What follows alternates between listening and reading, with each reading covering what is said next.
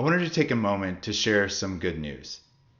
Right now with the coronavirus and the COVID-19 crisis, we are hearing lots of really unnerving stories. There's a lot of fear circulating around what's going on in the world. We're all trying to do our part to flatten the curve. But the reality is, there's a lot of uncertainty, and all of us know someone that we care about deeply that we don't want to see affected by this virus. When I think about what is this virus doing and how it's helping us change the way we do things, I think about the great experiences that we're having in the world of coaching at-risk youth. This is a population and a group of people that we fight day in, day for to build and expand their social network.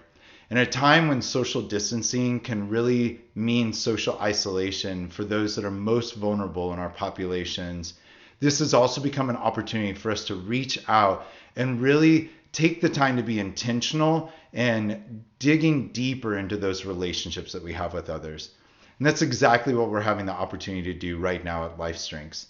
So iProLife has this amazing program called LifeStrengths where we take the time to invest and work alongside the youth in our communities that are at risk and really help them take a hand up in life and really step forward into a positive and brighter future.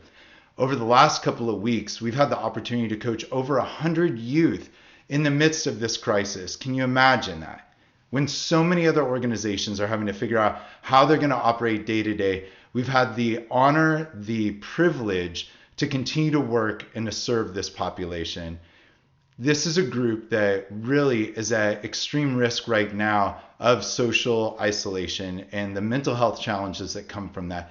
So we've done our part to try to step in and really engage youth where they're at.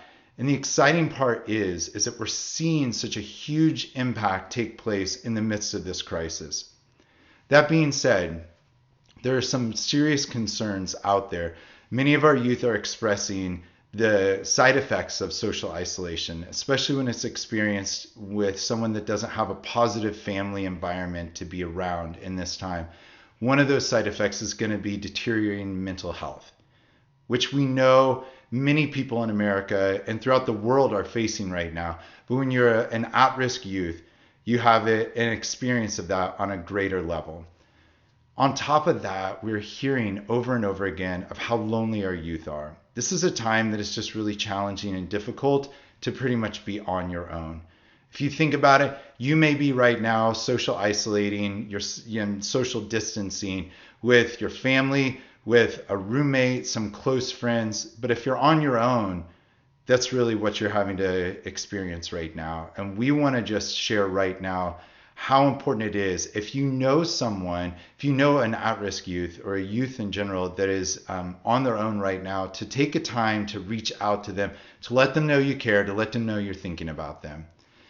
The other thing that we're hearing a lot about right now is that there's difficulty on the job front. I know that across the board, we see thousands of Americans right now that are losing their jobs, that are being furloughed. And this is a really serious thing. There's also a real barrier for youth that are trying to establish and get established in the workplace environment.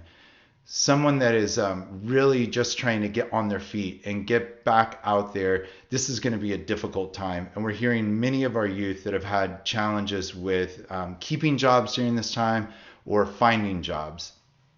So all of this is happening right now. And it brings us to a place where we get to experience just what it means to truly wrap around everybody in our communities that are vulnerable right now.